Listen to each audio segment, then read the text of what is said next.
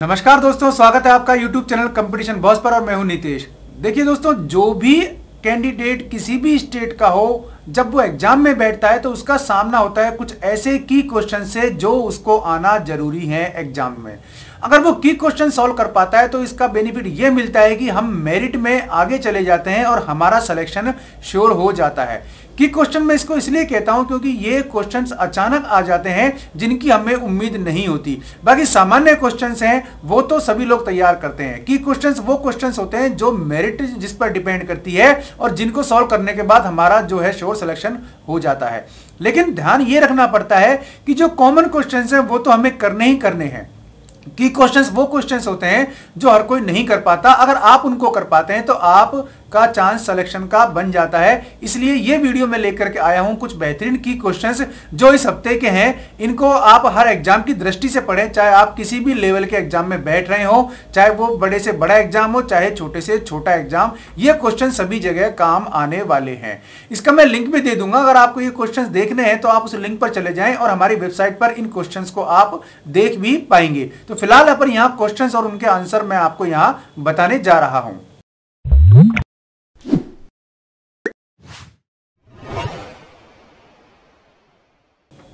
तो पहला क्वेश्चन अपन ये ले लेते हैं। देखिए, वित्त मंत्री सबको पता है अरुण जेटली हैं। ये एक सामान्य सवाल है, लेकिन हुआ क्या कि वो अचानक बीमार हो गए और यहां आ गया सर पर बजट।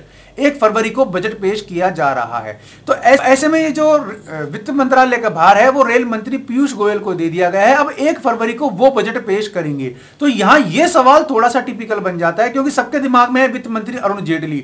जैसे ही सवाल आएगा कि इस 2019 में बजट किसने पेश किया तो तुरंत उसमें अरुण जेटली का नाम 100% मिलेगा आपको और काफी सारे उस पर टिक कर जाएंगे। लेकिन 1 फरवरी को इस बार पीयूष गोयल जो है बजट पेश करने जा रहे हैं। तो सवाल में पहला तो आपको यह याद रखना है कि बजट किसने पेश किया। दूसरा मंत्रालय। तो सवाल यह भी आ सकता है कि फरवरी में 2019 का बजट किसने पेश किया, वित्त मंत्री ने, रेल मंत्री ने, या कुछ और भी ऑप्शन होंगे। तो ध्यान रखें ये रेल मंत्री है जिनके पास वित्त मंत्रालय का प्रभार है। तो क्वेश्चन घुमा भी सकता है कंफ्यूजन के लिए, क्योंकि वो क्वेश्चन गलत नहीं होगा। हम लोग सोचेंगे कि ये क्वेश्चन गलत है। तो इस प्रकार के क्वेश्चन जो होते हैं वो की क्वेश्चन होते हैं जहां आपके एटीट्यूड का भी एग्जाम हो जाता है, साथ साथ आपकी नॉलेज के। दूसरा सवाल है, ऐसा कौन सा क्रिकेटर है जो आईसीसी के तीनों फॉर्मेट में अवार्ड जीत चुका है? वो है विराट कोहली। देखिए, विराट कोहली को cricketer of the year, cricketer of the one day, cricketer of the test, ये तीनों अवार्ड उन्होंने जीत लिए हैं विराट कोहली ने। तो इसलिए ये क्वेश्चन भी महत्वपूर्ण हो जाता है।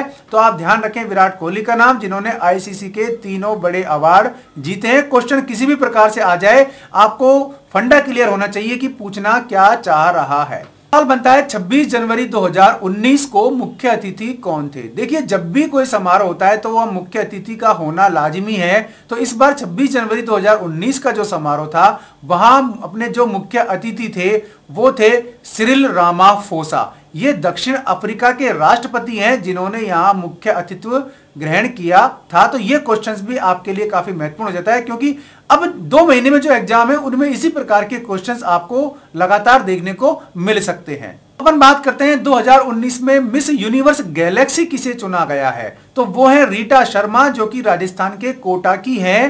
तो मिसेज यूनिवर्स गैलेक्सी, मिसेज ध्यान रखना, Mrs universe galaxy 2019 Rita Sharma है जो कि राजस्थान के कोटा की रहने वाली हैं। यह सवाल भी काफी महत्वपूर्ण यहां बन सकता है। अब बात कर लेते हैं भारत रत्न की। देखिए, भारत रत्न 2015 में लास्ट टाइम दिया गया था और अब ये 2019 में दिया जा रहा है, यानी कि 3 साल बाद चौथे वर्ष में दिया जा रहा है।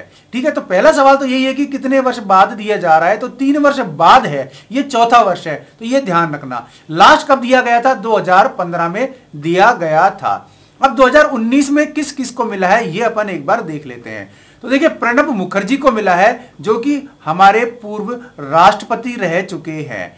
फिर अब प्रणब मुखर्जी में आपको याद क्या क्या करना है वो देख लें। प्रणब मुखर्जी कौन से राष्ट्रपति थे, वो कब से कब तक रहे, ठीक है ना। दूसरा, भूपेन हजारिका को दिया गया है, वो किस फील्ड से हैं। तीसरे नानाजी देशमुख को दिया गया है, वो किस फील्ड से हैं। इस प्रकार के क्वेश्चंस आपको देखने को मिलेंगे। सीधा सीधा भी पूछ सकता है तो बहुत ही बेस्ट है, क्योंकि वो क्वेश्चन की क्वेश्चन नहीं होगा। लेकिन अगर इनके इनर फील्ड से क्वेश्चंस आते हैं तो फिर वो क्वेश्चन की क्वेश्चन में कन्वर्ट हो जाता है और वहां हम लोग कंफ्यूज हो जाते हैं। तो इस प्रकार आपको सारी जानकारी रखनी पड़ेगी कि लास्ट किसे अवार्ड दिया गया और अब किसे दिया गया। ये दोनों तो आपको याद होने चाहिए, लेटेस्ट वाला और जस्ट लास्ट वाला। साथ साथ फर्स्ट किसे दिया गया वो भी ध्यान रखना जरूरी है। अगर हो सके तो आप इसको भी याद कर लें। इस प्रकार के क्वेश्चंस आपको तैयारी करनी है। एक्चुअली मैं यह क्वेश्चन के साथ साथ आपको यह बता देता हूं कि तैयारी किस प्रकार किस पैटर्न पर करनी है, क्योंकि इतना सारा याद रखना ये मेरे लिए भी संभव नहीं होता। लेकिन पैटर्न आपको बता सकता हूं किस प्रकार आपको तैयारी करनी है। सारी चीजें आपको बुक्स में अवेलेबल हो सकती हैं। साथ साथ मिले हैं यहाँ पद्मश्री अवार्ड, है ना, और इसमें पद्म विभूषण अवार्ड भी मिले हैं। तो ये भी ध्यान रख लें इनकी संख्या क्या है, किस किस को मिला है। और आप अलग अलग स्टेट से हैं, एग्जाम की तैयारी कर रहे हैं, तो अपने अपने स्टेट वालों का नाम तो आपको जरूरी याद रखना है कि आपके स्टेट के किस व्यक्ति को किस फील्ड में पद्मश्री मिला है, पद्म विभूषण मिला है या कोई और अवार्ड मिला है। अब बात कर लेते हैं अपन शांति काल के सर्वोच्च पुरस्कार अशोक चक्र की। तो देखो ये आपको हर स्टेट को याद रखना है, सीधा सीधा सवाल है। तो अशोक चक्र किसे मिला है 2019 में जो दिया गया है 26 जनवरी को, ये आपको नाम याद रखना है। ये जम्मू कश्मीर लाइट इन्फेंट्री के जवान लांस नायक नजीर अहमद वानी, जिन्हें अशोक चक्र दिया गया है। इनकी जो है ये शहीद हो चुके हैं, अतः ये मरणोपरांत अवार्ड जो है अशोक चक्र दिया गया है नजीर अहमद वानी को। ठीक है ना, इनकी रेजिमेंट भी पूछ सकता है, तो वो भी मैंने आपको बता दी है। अब बात कर लेते हैं अपन कीर्ति चक्र की। तो 2 कीर्ति चक्र दिए गए हैं।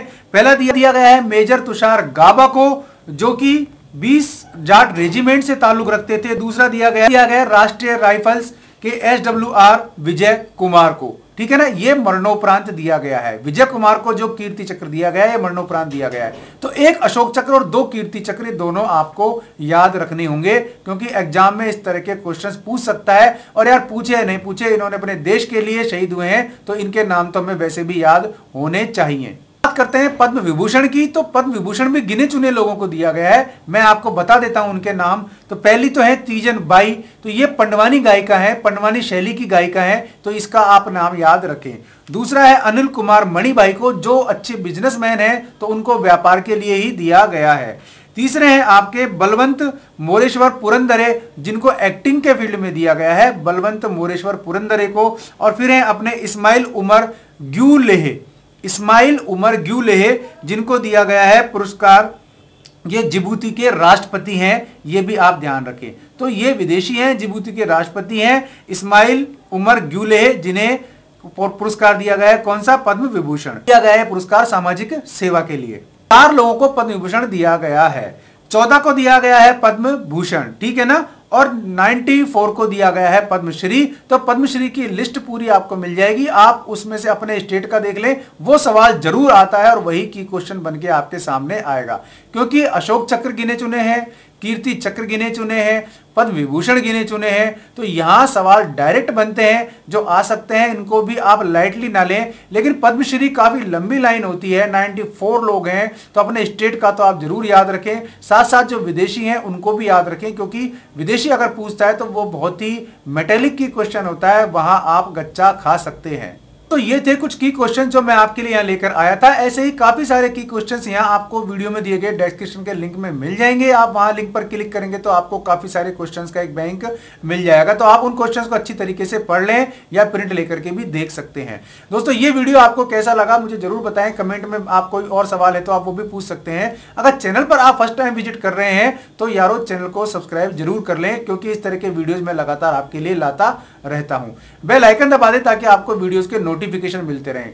इस वीडियो में आज के लिए बस इतना ही। ऐसे ही किसी यूजफुल वीडियो में मैं आपको फिर मिलूंगा, तब तक के लिए नमस्कार।